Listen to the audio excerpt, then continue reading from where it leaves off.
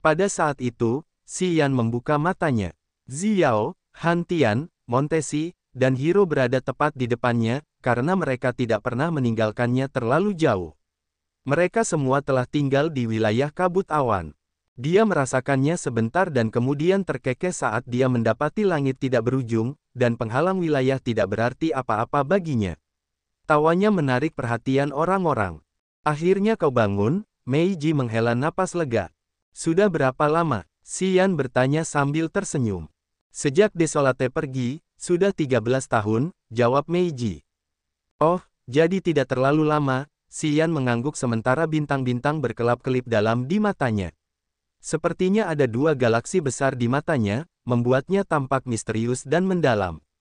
Apa kabar? Xiao tersenyum tipis. Lihat dirimu, kau telah menerobos dengan lancar, kan? Jiwa kalian, apakah mereka sudah menyatu satu sama lain? Xian menyipitkan mata. Energi di bagian tubuh Desolate luar biasa, jauh lebih besar dan kuat dari yang diperkirakannya. Dengan bagian tubuh Desolate, tubuh Absolutely Beginning miliknya telah membaik lebih dari 2 kali lipat. Memori, kekuatan pemahaman Upanishad, dan pengalaman seumur hidup dalam darah Absolutely Beginning telah menyatu dengan altar jiwanya, memajukannya ke alam berikutnya.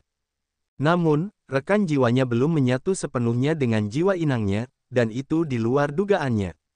Dia berpikir bahwa pada saat dia memasuki alam leluhur langit ketiga wilayah, kedua jiwa itu akan menyatu satu sama lain. Namun jelas, dia salah. Aku mendapatkan sesuatu yang menarik, tetapi kedua jiwa itu belum menyatu. Tidak apa-apa, aku mendapatkan cukup. Sambil tersenyum, Xian menatap yang lain, matanya mengamati mereka dan membuat mereka bingung. Setelah beberapa saat, dia berkata, para prajurit di langit pertama alam leluhur wilayah tidak cukup kuat. Kalian seharusnya tidak pergi ke jurang tak berujung. Kalian yang di langit kedua dapat mempertimbangkan apakah kalian ingin pergi ke sana atau tidak. Mendengarnya, mata semua orang berbinar. Namun, para prajurit seperti Meiji dan Gei berteriak tidak setuju. Mengapa kita tidak bisa pergi ke sana? Gei mendesis sementara Meiji juga menatapnya karena dia tidak mengerti maksudnya. Dia ingin kalian hidup dengan baik. Xiao mengerutkan kening, wajahnya dingin. Jangankan kalian hanya mencapai langit pertama alam leluhur wilayah, bahkan jika kalian telah menerobos ke langit kedua, itu akan tetap sangat berbahaya, dengan kemungkinan besar menemui kematian. Kerangka telah menumpuk di depan gerbang awal mutlak. Di masaku, begitu banyak prajurit hebat telah jatuh di sana. Kurasa Sauron, Devor, dan Yuan Zhu akan membawa orang-orang di alam leluhur langit pertama wilayah bersama mereka, kata Xian acuh tak acuh. Kau tidak akan membawaku bersamamu? Meiji bertanya sambil menatapnya. Sambil menggelengkan kepalanya, Xian mendesah, jika kau pergi bersama kami, kau akan merepotkan Montesi dan aku. Aku tidak yakin kami bisa melindungimu dengan baik saat itu. Mendengar itu, Meiji tidak mengatakan apa-apa lagi. Kami tidak perlu memikirkan Sauron. Xian menaikkan nada suaranya, matanya menyapu kerumunan.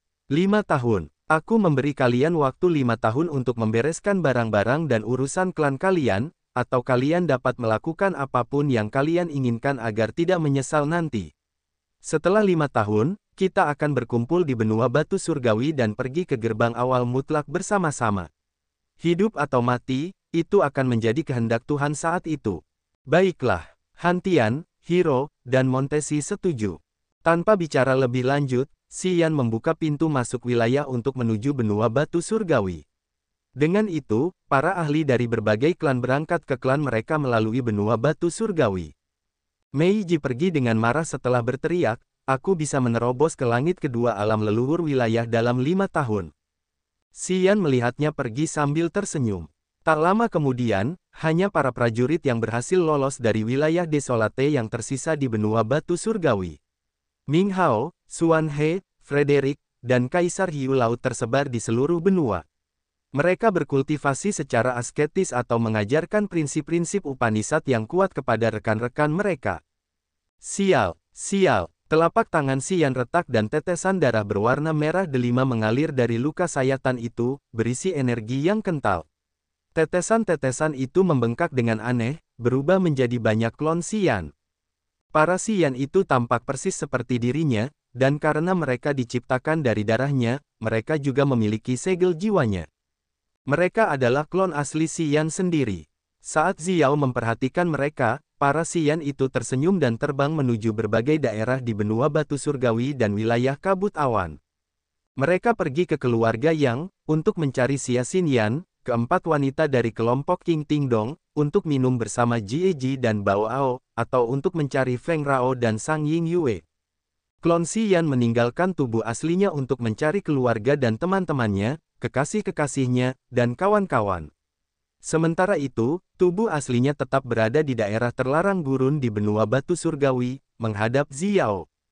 Kau ingin menggunakan waktu 5 tahun ini untuk menebus kejadian yang kau sesali dan menikmati kesenangan dan kegembiraan hidup manusia. Xiao tersenyum padanya. Xian mengangguk, menebus hal-hal yang kau sesali juga merupakan cara untuk berkultivasi, sebuah proses untuk merasakan kemanusiaan. Aku baru saja mencapai alam baru. Aku butuh pengalaman baru dan membuat kenangan baru. Xiao mengerutkan kening, merenung sejenak. Kau takut tidak bisa kembali begitu kau pergi ke gerbang awal mutlak. Apakah kau punya firasat buruk?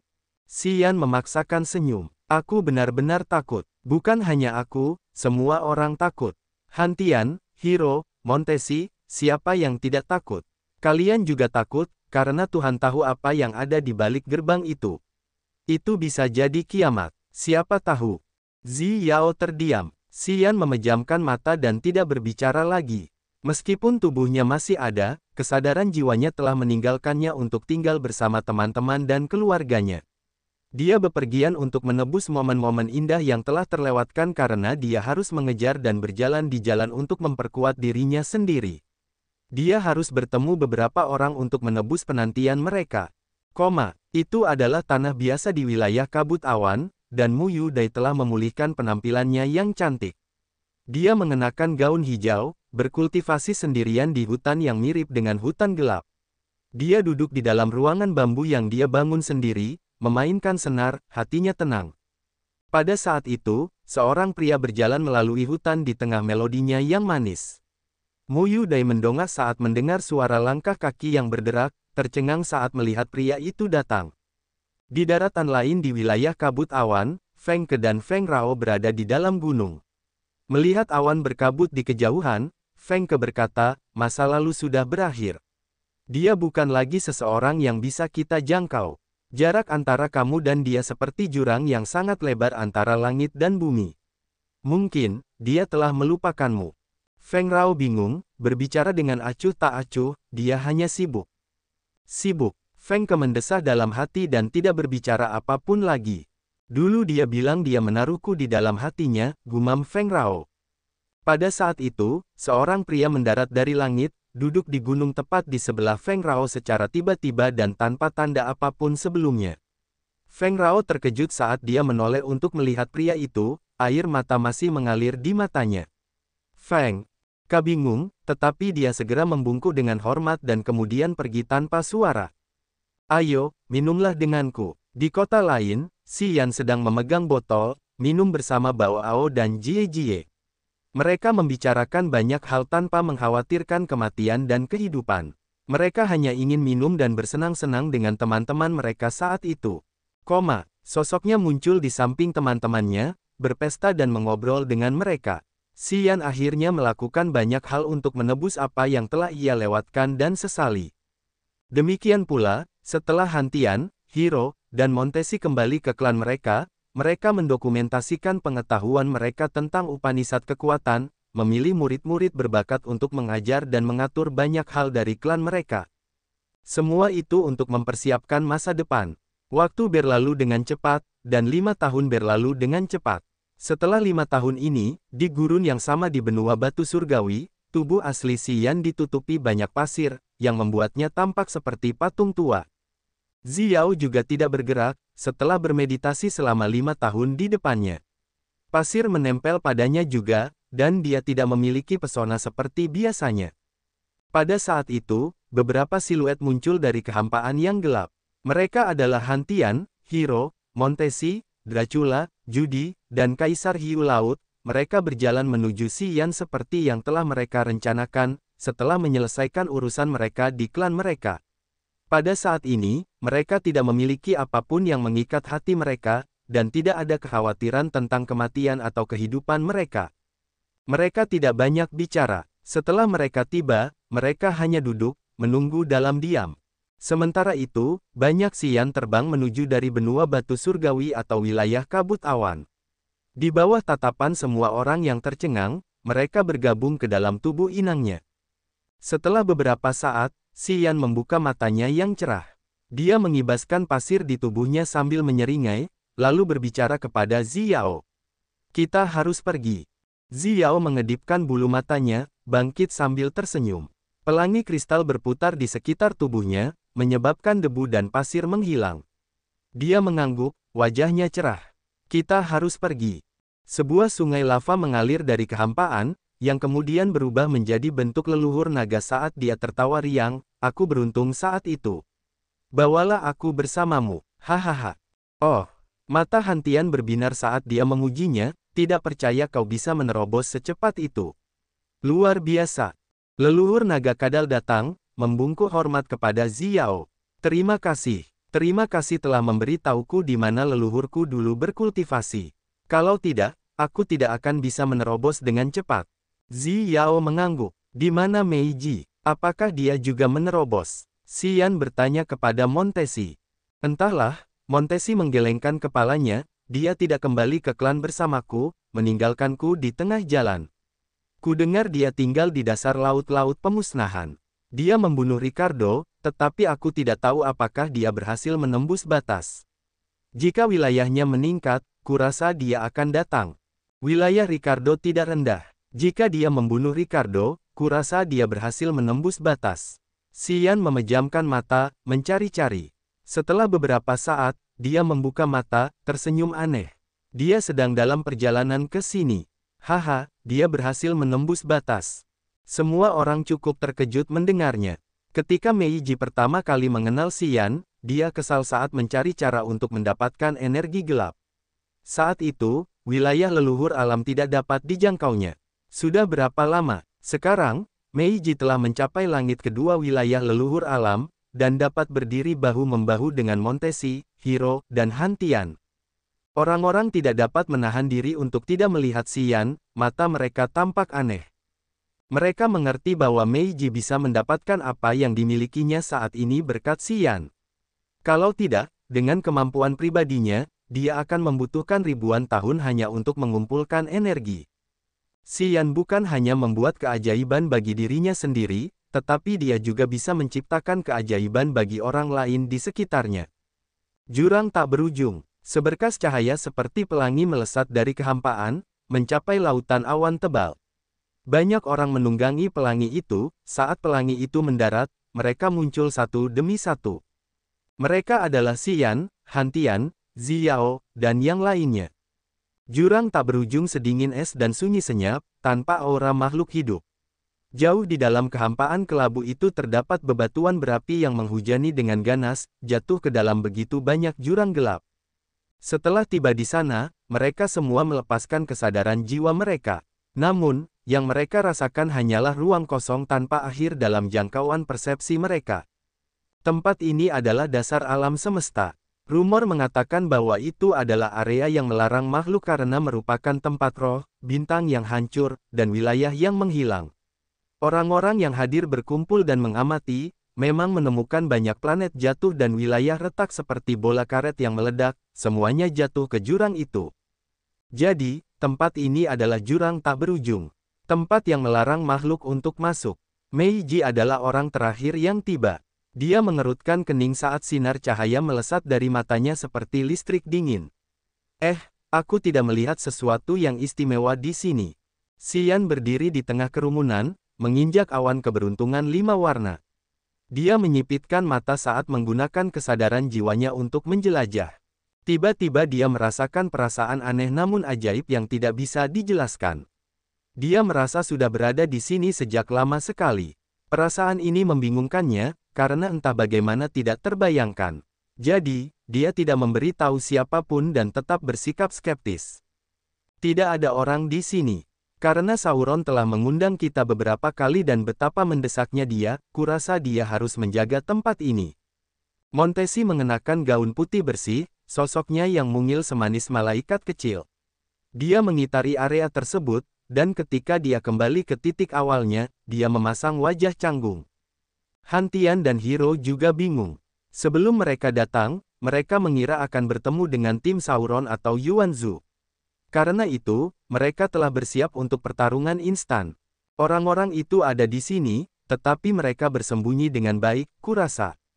Ziao berkata dengan wajah tenang, kita tidak perlu peduli pada mereka.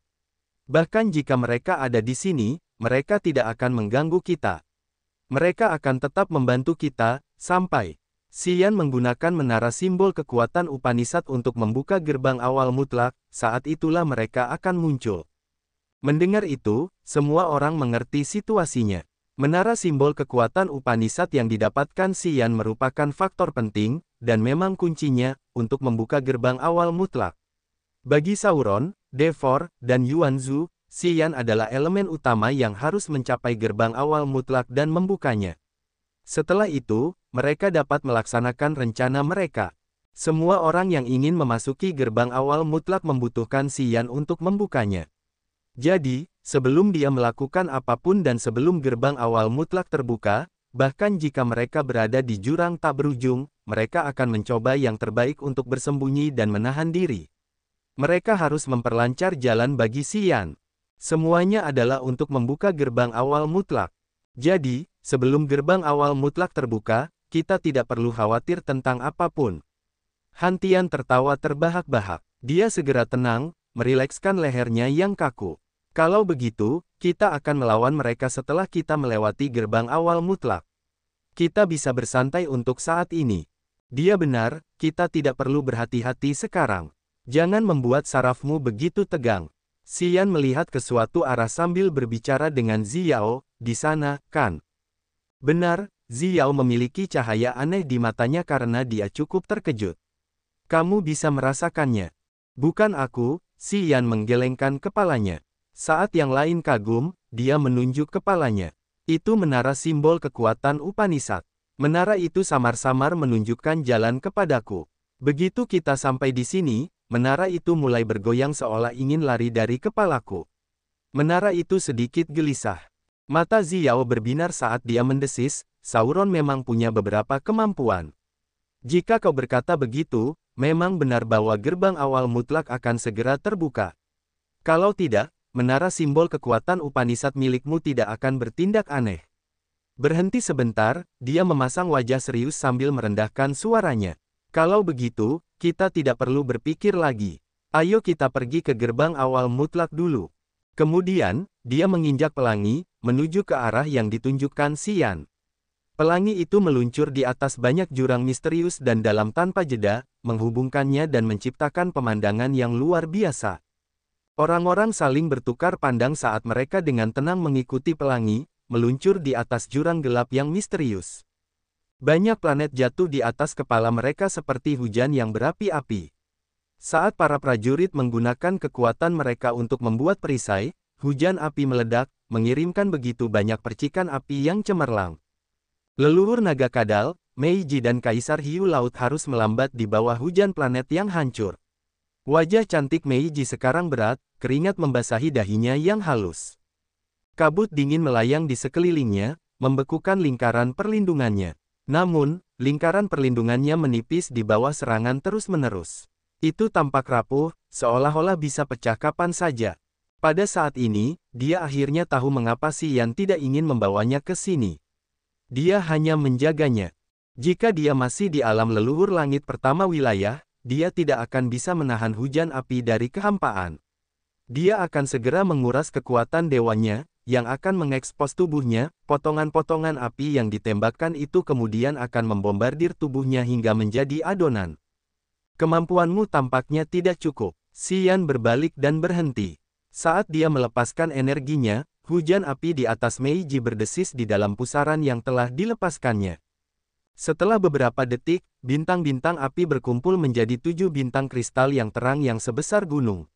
Seketika, Xian mengukir kesadaran jiwanya pada bintang-bintang itu, menjadikannya bintang penjaga Meiji yang melayang di sekitar tubuhnya. Begitu ketujuh bintang itu tercipta, lapisan-lapisan cahaya bintang yang megah jatuh seperti tirai hujan, menyelimuti Meiji sepenuhnya. Pecahan-pecahan planet yang hancur yang jatuh dari langit akan menghindari Meiji dengan sendirinya. Mereka tidak lagi mengenai halo Meiji, jadi dia tidak perlu lagi mengonsumsi energi. Meiji terbebas dari bahaya, dan wajahnya yang pucat kembali berwarna karena dia tidak perlu lagi menggunakan kekuatan dewanya. Matanya yang berair mengandung gairah saat dia melirik Xian. Dia tidak mengucapkan terima kasih, tetapi menjilat bibirnya yang segar. Xian tertawa terbahak-bahak, menggelengkan kepalanya, jangan terlalu banyak berpikir. Lindungi jiwamu agar pulih dengan cepat. Meiji tersenyum sambil terbang ke arahnya sambil menelan beberapa pelet aromatik. Mengerti? Yah, hanya yang cantik yang mendapat hadiah. Hiu tua dan aku tidak akan menerima perlakuan seperti itu. Kita harus mempertaruhkan nyawa kita untuk melawan kekuatan yang luar biasa itu, leluhur naga kadal menyeringai, tawanya serak. Saat dia terbang bersama Kaisar Hiu Laut di belakang Meiji, mereka jelas telah melihat situasi sulitnya. Mereka telah bergandengan tangan untuk membantunya, namun, tepat sebelum mereka mengambil tindakan, mereka melihat 7 bintang melayang di atas kepalanya, melindunginya dari serangan alam. Tidak lama sejak Kaisar Hiu Laut dan leluhur naga kadal mencapai langit kedua alam leluhur wilayah, jadi agak di luar kompetensi mereka untuk menahan hujan yang berapi-api. Terkadang, mereka harus menghindar ketika wilayah yang hancur jatuh, itulah sebabnya mereka berada di ujung kelompok sekarang. Montesi, Hiro, dan Han Tian telah mengikuti Ziyao dari dekat, dan telah menghilang. Bagi para ahli yang telah memasuki langit kedua alam leluhur wilayah selama puluhan ribu tahun, menghancurkan seluruh wilayah adalah tugas yang sederhana. Jadi, mereka tidak terganggu oleh pecahan api yang melesat. Selain itu, karena Xian berada di belakang mereka, mereka tidak terlalu khawatir. Kau sendiri yang mencari masalah. Kau seharusnya tidak mengunjungi jurang tak berujung ini. Tentu saja, karena kau ada di sini, kau seharusnya siap menghadapi bahaya. Xian tersenyum. Melihat Meiji mendekat, dia tidak terburu-buru bergerak sambil menunggu kadal naga leluhur dan hiu laut kaisar dan melanjutkan, sebenarnya, kalian seharusnya tidak datang. Bahkan Han Tian, Hiro, dan yang lainnya tidak terlalu percaya diri, karena kita tidak tahu apa yang ada di balik gerbang awal mutlak. Hanya Tuhan yang tahu apakah kita bisa kembali hidup-hidup. Yah, kita harus bersaing untuk itu, kan? Kaisar Hiu Laut berkata dengan tenang dan dingin, di era awal mutlak, bahkan Desolate dan Devor ingin mempertaruhkan nyawa mereka untuk gerbang awal mutlak. Di era kita, Sauron telah merencanakannya selama puluhan ribu tahun. Kita dapat mengatakan dengan pasti, sesuatu yang sangat ajaib ada di sana. Jadi, jika kita memiliki kesempatan untuk pergi ke sana, mengapa kita tidak memanfaatkannya? Aku ingin mencapai alam leluhurku untuk mempromosikan garis keturunanku.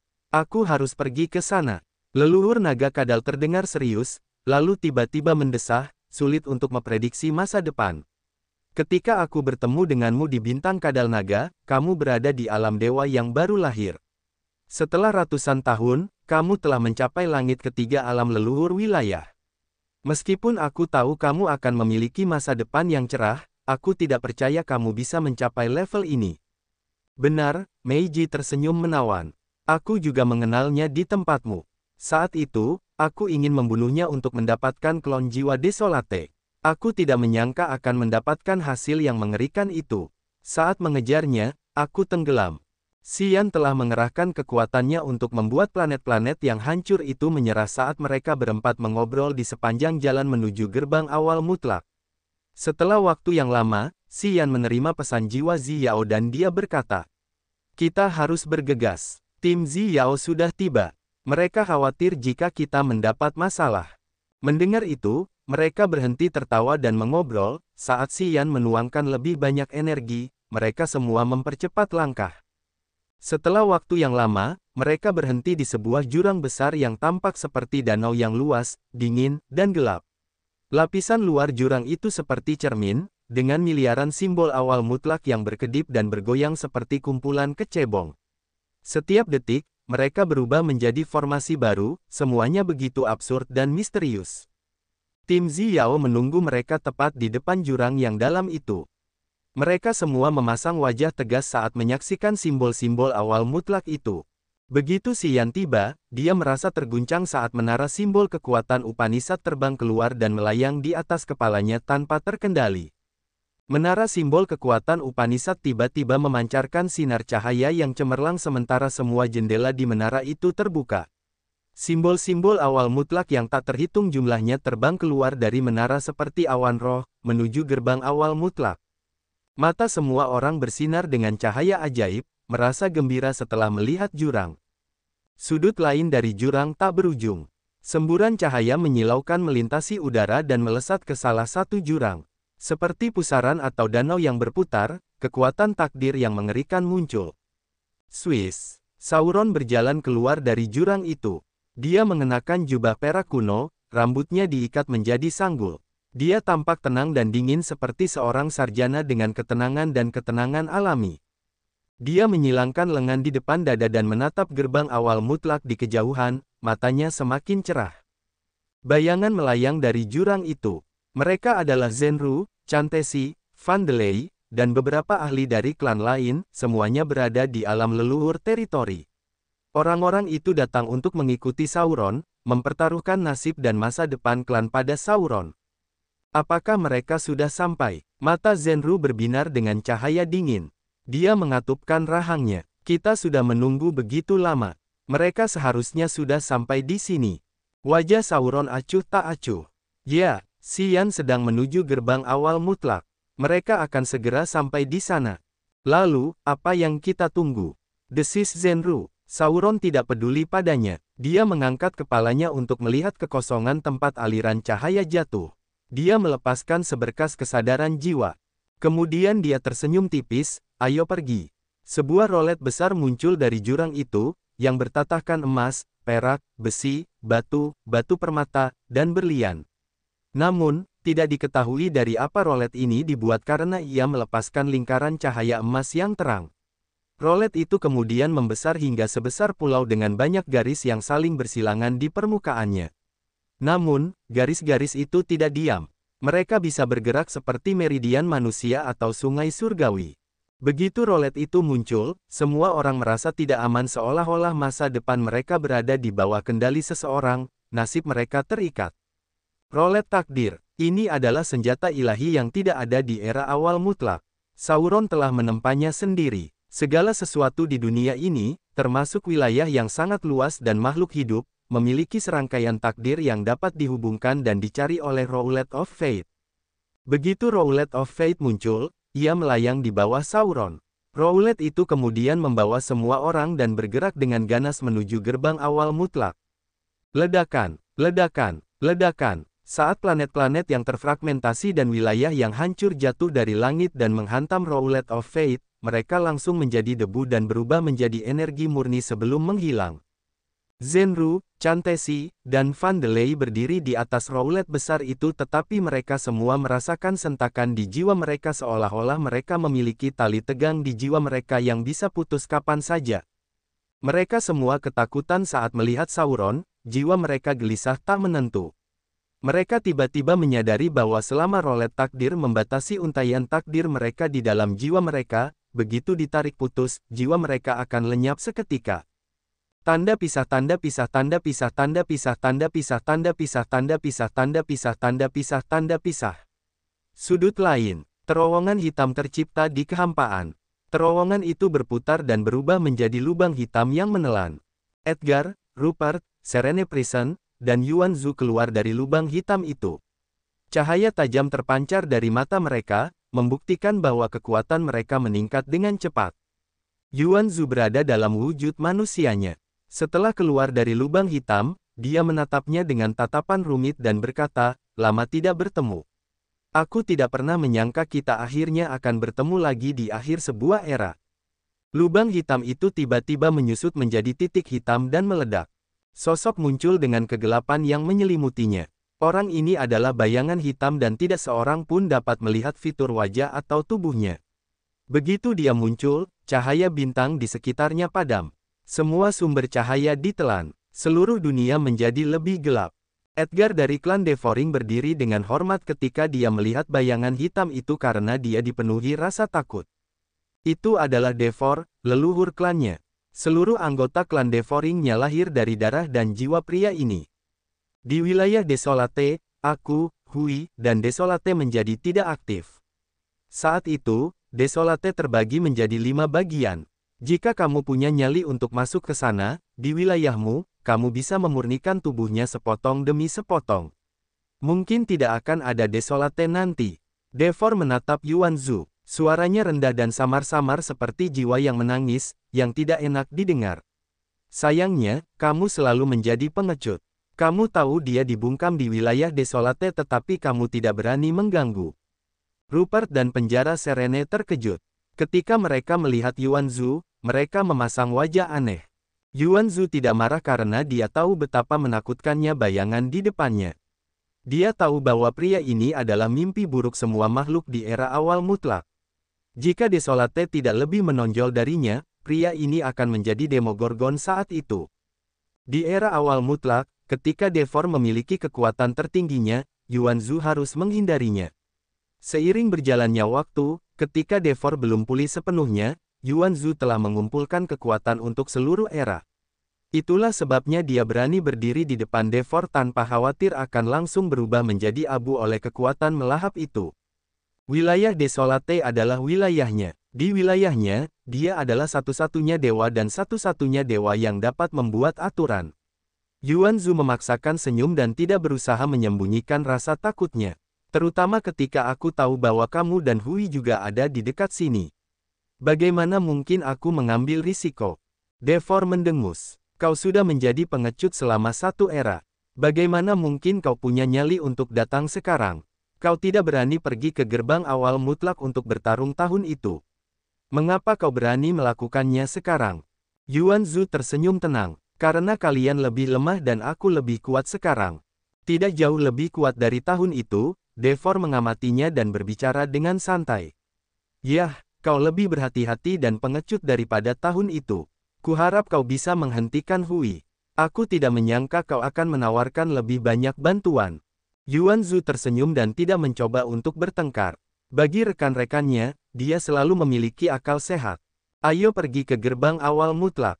Anak itu pasti telah membuka gerbang awal mutlak sekarang. Saat gerbang itu terbuka, kematiannya akan segera terjadi. Aku harus mengambil kembali sebagian dari kekuatan Devoringku Upanishad, suara Devor dingin dan kasar. Menelannya, aku akan mendapatkan kembali kekuatan tertinggiku. Aku akan menghajar Desolate. Tanda pisah tanda pisah tanda pisah tanda pisah tanda pisah tanda pisah tanda pisah tanda pisah. Di depan gerbang awal mutlak, Xian, Ziyao, Han Tian, Hiro, dan yang lainnya bersatu kembali. Gerbang awal mutlak juga merupakan jurang yang paling besar. Jurang itu memiliki permukaan seperti cermin hitam yang dipenuhi dengan begitu banyak simbol awal mutlak yang bergoyang-goyang. Dalam hitungan detik, simbol-simbol itu dapat membentuk ribuan formasi yang rumit. Namun, tidak seorang pun dapat memahami formasi misterius itu. Di era awal mutlak, pertempuran berdarah dan epik terjadi di sini. Setiap kali seseorang dari jenisku mati, bagian-bagian dari simbol-simbol itu bergerak. Sepertinya itu membutuhkan begitu banyak kematian.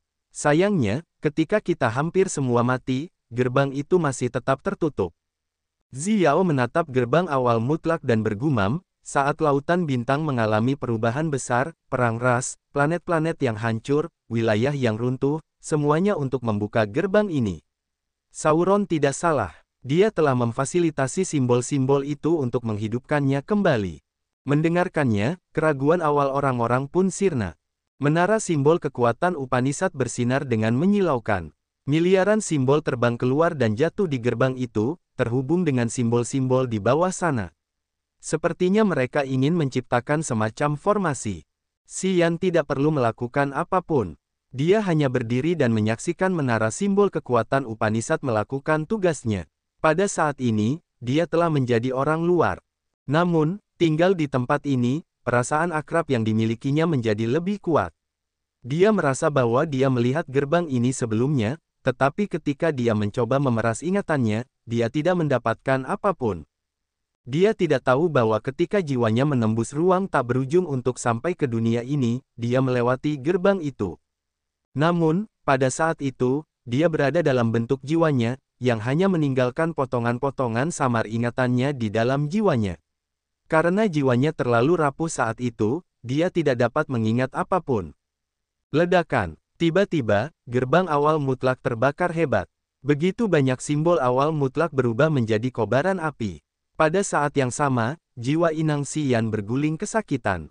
Kemudian, ia berubah menjadi sambaran petir dan melesat ke gerbang awal mutlak yang terbakar.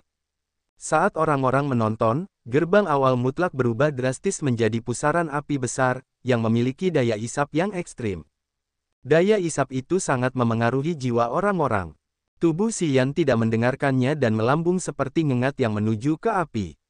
Segera, ia menusuk mata pusaran api itu. Bergerak, teriak Xiao, matanya lebih cerah dari sebelumnya. Ia mengikuti Xiyan dari belakang dan memasuki mata pusaran itu. Han Tian dan Hiro ragu-ragu. Namun, melihat Xiao pergi, mereka segera tahu bahwa gerbang awal mutlak telah terbuka sekarang.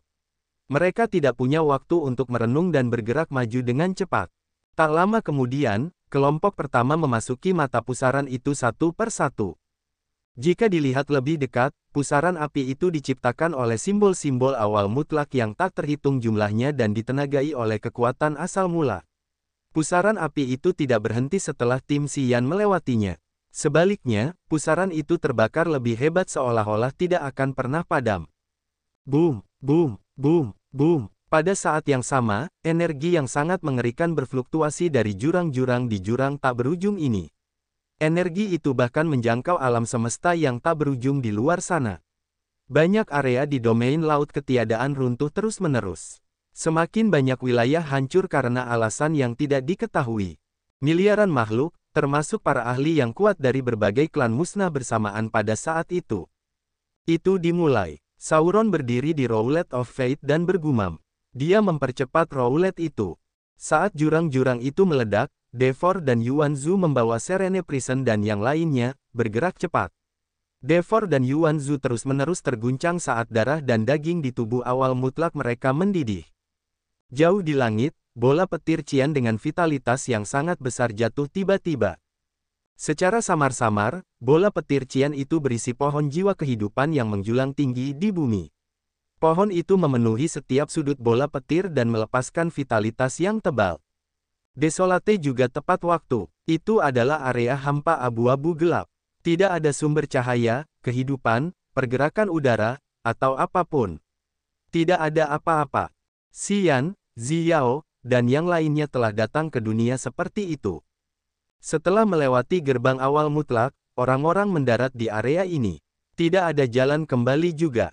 Yang bisa mereka lihat hanyalah kehampaan dan sunyi. Kesadaran jiwa mereka tidak dapat menjangkau kehidupan apapun.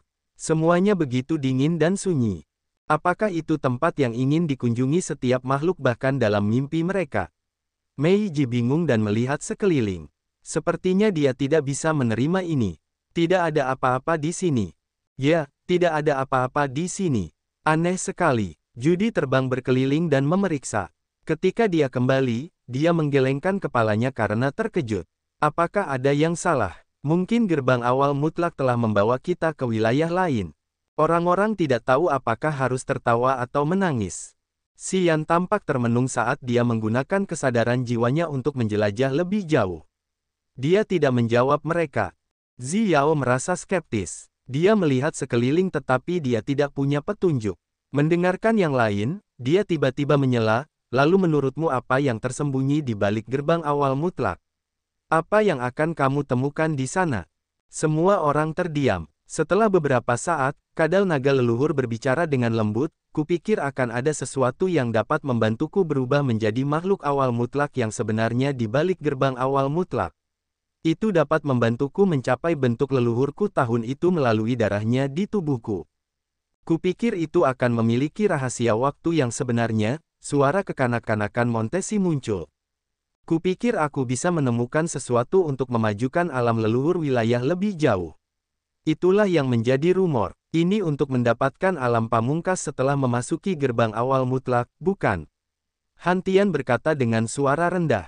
Dia bertanya kepada yang lain, tetapi terasa seperti dia bertanya pada dirinya sendiri. Apa yang dikatakan Kadal Naga, Montesi, dan Han Tian adalah mimpi yang mereka simpan dalam hati mereka dan tujuan akhir yang ingin mereka capai. Mereka telah menaruh harapan terbesar mereka pada gerbang awal mutlak dan bermimpi mencapai tujuan mereka melalui gerbang awal mutlak. Sayang sekali tidak ada apapun di sini, Meiji terdengar kesal. Apa yang kamu inginkan? Ziao bertanya dengan senyum tipis. Aku tidak tahu, Meiji tanpa sadar menoleh ke Xian yang asyik dengan pikirannya dan merengek dalam hati, aku di sini karena aku ingin mengikutinya. Aku ingin mengalami banyak hal bersamanya. Hiro, Kaisar Hiu Laut, dan Judy juga kecewa. Mereka melayang di ruang kosong dan tidak tahu harus berbuat apa. Dia akan memberimu jawabannya, Ziao tersenyum. Semua orang menoleh untuk melihat Xian. Hingga saat ini, mereka akhirnya menyadari bahwa Xian tidak menjawab atau bergabung dalam percakapan mereka. Sebagai pemilik menara simbol kekuatan Upanishad, kunci untuk membuka gerbang awal mutlak, hanya dia yang bisa mengetahui misteri tempat ini untuk memecahkan keraguan mereka. Berfokus padanya, orang-orang melihat energi jiwa berfluktuasi darinya secara terus-menerus. Dia mengerutkan kening dan tampak termenung. Mata mereka kemudian berbinar saat mereka berharap Xian bisa memberi mereka jawaban. Kesadaran jiwa Xian meluncur cepat. Seperti kolom listrik yang tak terlihat, jiwanya melesat maju untuk menjelajahi ruang kosong. Dia rileks dan tidak peduli dengan sekelilingnya, jiwanya tenang dan jernih. Menara simbol kekuatan Upanishad seperti mercusuar yang menutupi jiwanya dan memancarkan cahaya terang namun misterius. Cahaya itu telah membantunya menyerang Zenru dan mengusirnya. Cahaya itu adalah cahaya ajaib yang menurut menara simbol kekuatan Upanishad adalah cahaya yang ditembakkan dari mata awal mutlak saat mereka terbuka. Setelah membuka gerbang awal mutlak, menara simbol kekuatan Upanishad berubah. Begitu banyak simbol awal mutlak di atasnya menghilang. Pada saat ini, menara simbol kekuatan Upanishad itu jernih dan cemerlang, yang tampak luar biasa sekaligus mengesankan. Ia terbang di atas jiwa Xian. Serangkaian kenangan dalam jiwanya berkumpul di bawah cahaya. Ia tahu bahwa jiwanya memiliki ingatan desolate. Namun, karena hanya 2/5-nya, potongan-potongan kenangan yang tersebar itu tidak dapat dibacanya. Namun, pada saat ini, potongan-potongan kenangan itu mulai muncul dengan jelas seolah-olah entah bagaimana mereka terstimulasi. Mungkin bahkan Desolate tidak dapat memahaminya karena mereka hanya ada dalam tanda sejati makhluk yang paling kuat. Itu adalah jejak dan tanda yang tidak akan pernah terhapus. Hubungan aneh yang tidak dapat dijelaskan muncul dari tingkat kekuatannya Upanishad, atau dari simbol asli kehidupan, tepatnya. Bola kristal kekuatan hidup Upanishad memiliki simbol asli yang disempurnakan oleh menara simbol kekuatan Upanishad, yang merekam kekuatan hidup yang sangat besar dan mendalam. Pada saat ini, simbol asli kehidupan berdenyut kencang seperti jantung, itu mengguncang seluruh bola kristal. Seutas kehidupan yang mencapai sangat jauh dilepaskan dari bola kehidupan. Dengan kesadaran jiwa Xian, itu terbang ke arah yang tepat. Ledakan. Sebuah ledakan bergema di kepalanya saat gumpalan kesadaran jiwanya melesat ke lautan putih susu. Aura kehidupan yang sangat tebal meresap dari laut itu. Kehidupan, fluktuasi energi, detak jantung, kelahiran jiwa, penciptaan makhluk, dan pertumbuhan pohon, semua fluktuasi energi magis kekuatan hidup Upanishad bergulir deras dari lautan susu itu. Laut itu tampaknya menjadi sumber kehidupan. Itu adalah laut kehidupan yang mewakili semua rahasia utama kekuatan kehidupan Upanishad karena membawa prinsip kekuatan kehidupan Upanishad. Laut ini adalah asal dari semua kekuatan kehidupan Upanishad. Simbol asli di bola kristalnya milik laut itu dan merupakan bagian dari laut itu. Setiap tetes di laut itu adalah perwakilan dari cabang kekuatan kehidupan Upanishad. Begitu pikiran ini muncul, Xian tercengang. Jiwanya yang kosong menjadi bergolak. Miliaran gumpalan kesadaran jiwa kembali. Karena pikirannya yang kacau, mereka berubah menjadi cahaya tak terlihat dan memasuki kolam jiwanya di laut kesadarannya, membangunkannya. Gumpalan kesadaran jiwa yang telah menjelajahi laut susu adalah gumpalan terakhir. Perasaan indah yang tidak dapat dia gambarkan lenyap tak lama kemudian. Saat orang-orang memperhatikannya, Xian menggigil hebat. Mereka semua tahu bahwa Si Yan baru saja mengambil kesadaran jiwanya. Membuka matanya, Si Yan ketakutan. Dia tidak bisa menahan diri untuk tidak menarik napas dalam-dalam. Cahaya ilahi melesat seperti sinar listrik di matanya saat dia berteriak, "Apa itu? Apa?" Teriak yang lain secara naluriah. Termasuk Xiao. "Kau, apa yang kau dapatkan?" Xiao menenangkan dirinya terlebih dahulu. Berusaha meredakan rasa ingin tahu yang bergolak di hatinya, dia bertanya dengan suara paling tenangnya, "Apa yang terjadi? Apa yang mengejutkanmu? Apakah kesadaran jiwamu melihat sesuatu yang mengguncangmu dengan keras? Apa itu?" Laut susu. Tidak terlalu besar dan terlalu jauh dari sini. Laut itu tampaknya beresonansi dengan simbol asli kehidupanku. Laut itu mengandung semua kemampuan supernatural dari kekuatan kehidupan Upanishad. Simbol asliku hanyalah setetes laut itu, sebagian kecilnya. Si Yan mencoba menjelaskan tetapi dia terdengar seperti sedang mengigau. Saya tidak tahu bagaimana menjelaskannya dengan tepat.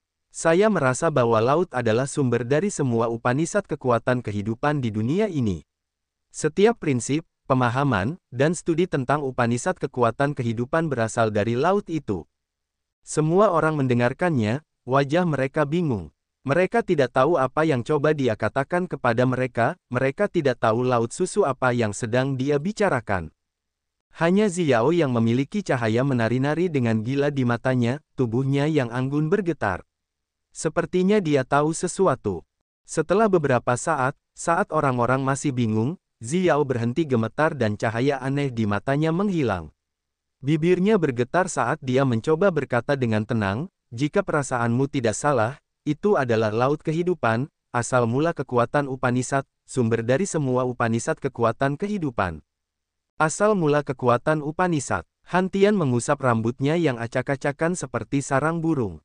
Dia meringis dan menangis, "Kurasa aku pernah mendengar tentang ini, seseorang memberitahu saya tentang asal-usul Upanishad."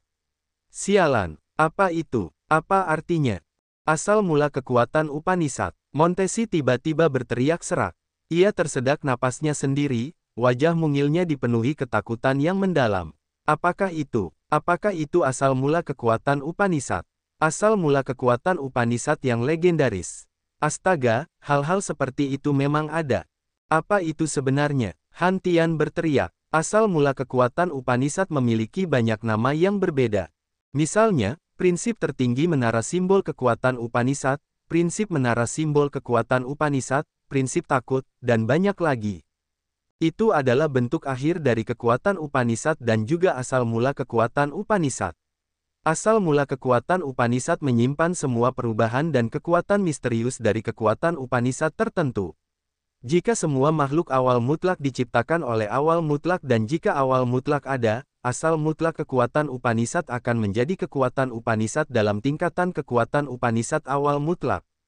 Xiao menatap yang lain, wajahnya tidak pernah segeram ini. Menggabungkan asal mula kekuatan Upanishad berarti mengendalikan prinsip alami kekuatan itu dan memahami setiap perubahan dan kemampuan supranatural dari kekuatan Upanishad itu.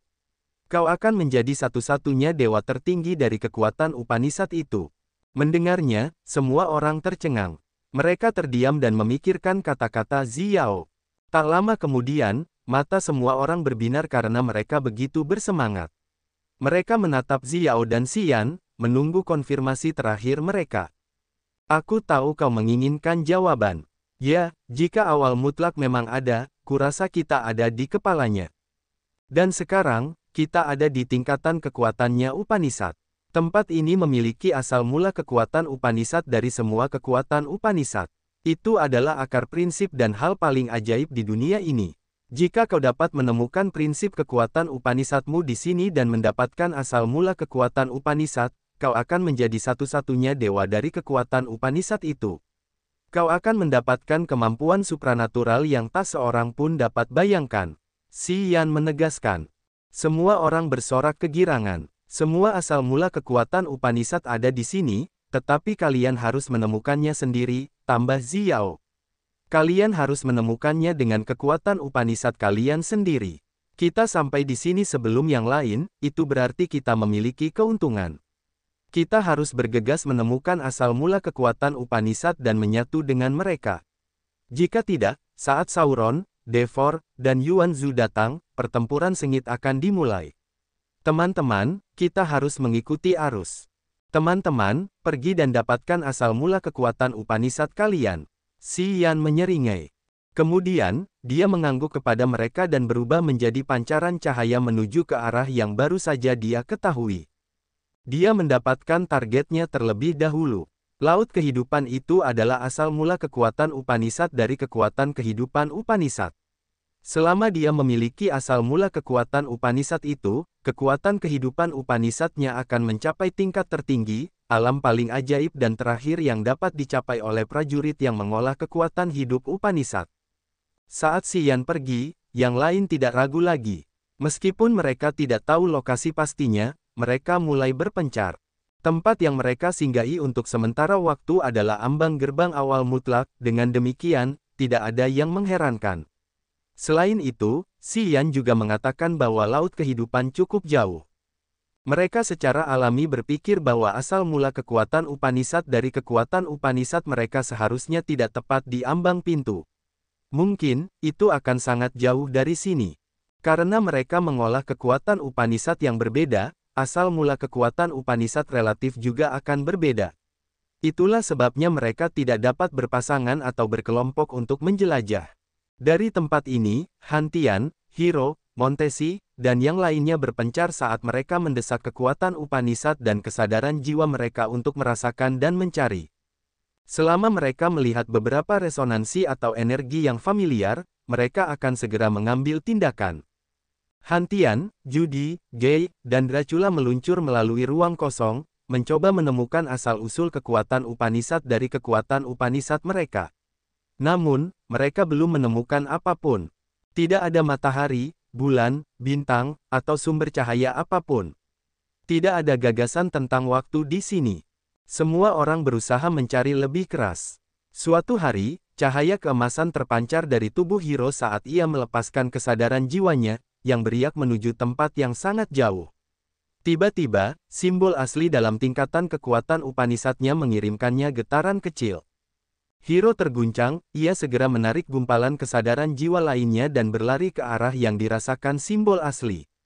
Setelah waktu yang tidak diketahui, Hiro memiliki sinar listrik keemasan yang mengalir di matanya saat ia berteriak dan menghilang tak lama kemudian. Hiro berbeda dari Han Tian dan Judy, karena ia mendapat simbol asli yang diberikan oleh Xi Yan. Simbol asli itu dihasilkan oleh menara simbol kekuatan Upanishad, dan menara simbol kekuatan Upanishad adalah kunci untuk membuka tempat ini. Rupanya, mereka memiliki hubungan yang halus dan ajaib. Karena simbol asli itu, dia adalah ahli pertama dalam kelompok ini yang memperoleh sesuatu. Di belakangnya, Meiji dengan simbol asli es dan Kaisar Hiu Laut dengan simbol asli air juga memiliki beberapa temuan yang layak. Setelah lama mencari, simbol asli mereka masing-masing mengirimkan resonansi kepada mereka saat mereka mendekati asal kekuatan Upanishad mereka. Akhirnya, mereka telah menemukan arah yang benar untuk pencarian mereka. Suatu hari setelah lama terbang, Hiro akhirnya mencapai daerah yang aneh. Itu adalah gunung yang melayang di kehampaan, tampak seperti terbuat dari ratusan jenis logam. Sisi gunung itu mengandung berbagai kemampuan dari metal power Upanishad. Gunung itu melayang sendirian di kehampaan, selain Hiro dan gunung itu, hanya ada kehampaan di tempat ini. Hiro berubah menjadi pancaran cahaya logam, turun ke gunung. Saat dia mendarat, kepalanya terguncang keras. Simbol asli berwarna emas terang itu berjuang, mencoba menyingkirkan Hiro untuk menyatu dengan gunung dan menjadi batu kecil di sana. Perasaan ini begitu kuat, tetapi Hiro sangat gembira. Dia harus berusaha sekuat tenaga untuk menghentikan simbol asli itu sambil menatap gunung itu, berpikir keras bagaimana cara mendapatkannya. Cukup jauh darinya, Meiji menggigil karena kegembiraan. Tubuhnya memancarkan es dan kabut, melepaskan udara dingin yang mengerikan. Di depannya ada gletser abadi yang ada di mana-mana. Berdiri di sini, dia tiba-tiba merasa tersentuh.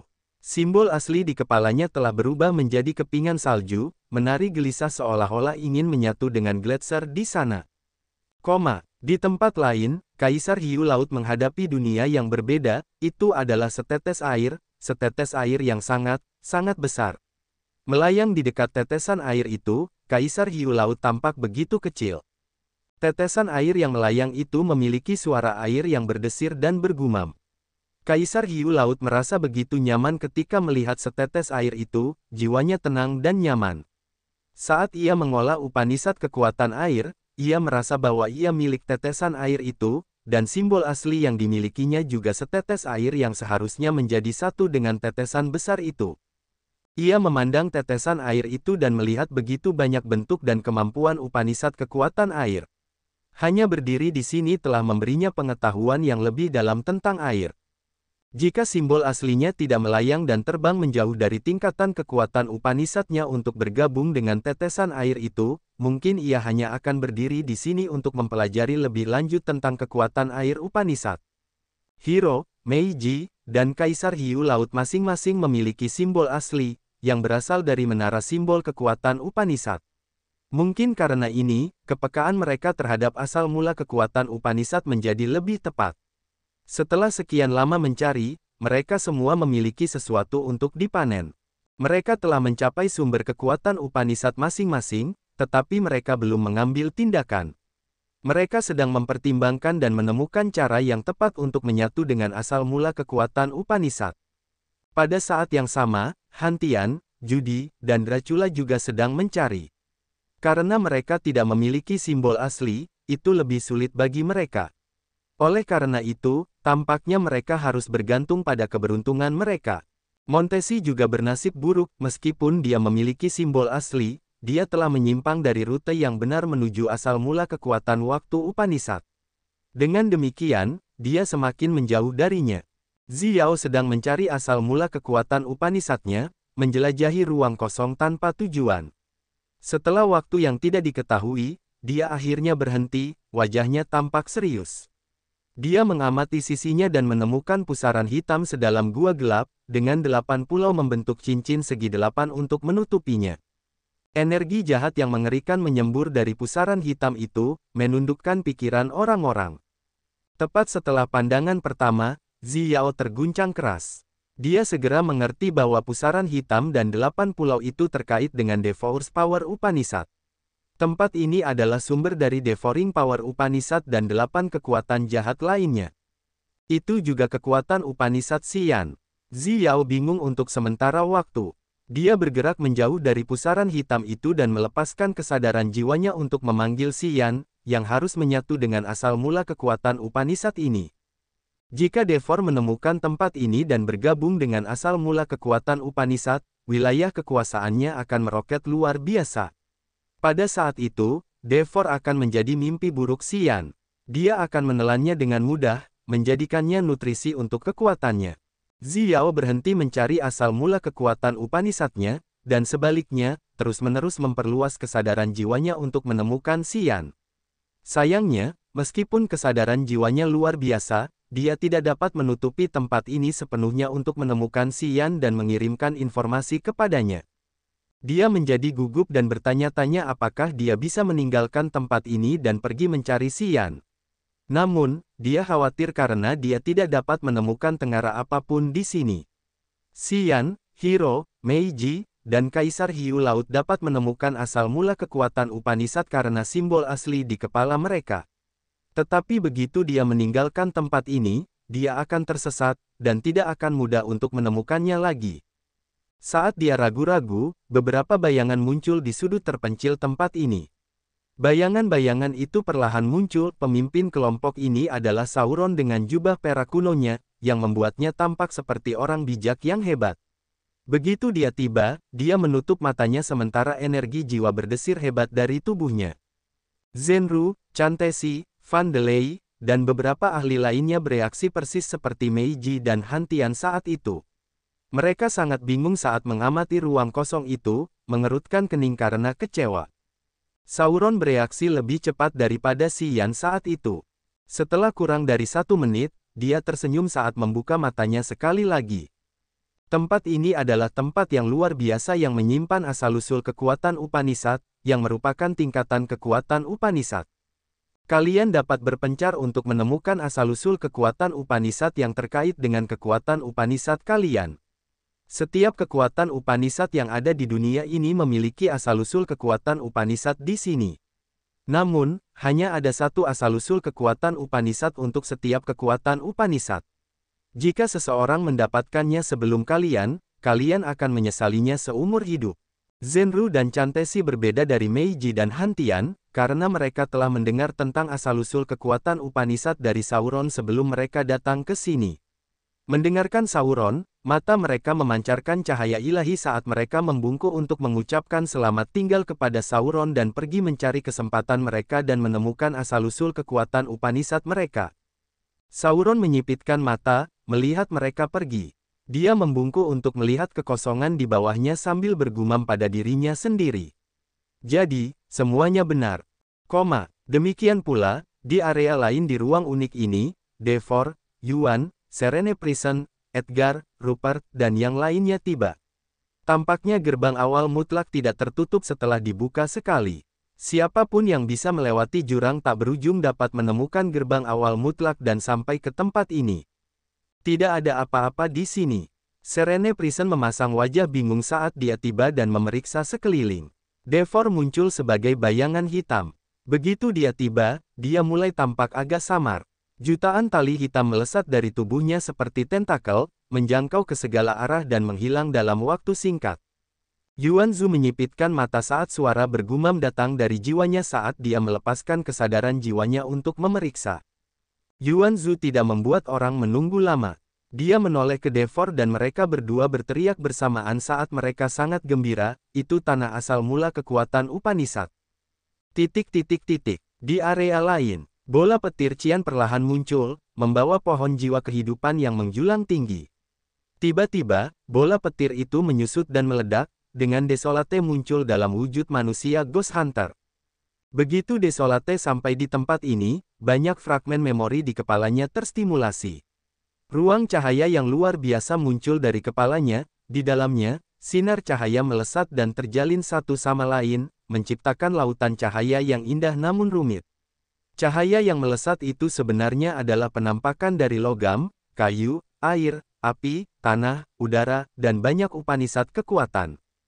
Jika Xian ada di sini, dia akan tahu bahwa ruang aneh di atas kepala Desolate adalah apa yang disebut sumber kekuatan Upanishad tempat dia biasa berkunjung ketika dia mendapatkan api surga. Tempat ini adalah tanah yang luar biasa di dalam benua Desolate. Akhirnya aku mengerti. Desolate tertawa setelah melayang di sini beberapa saat.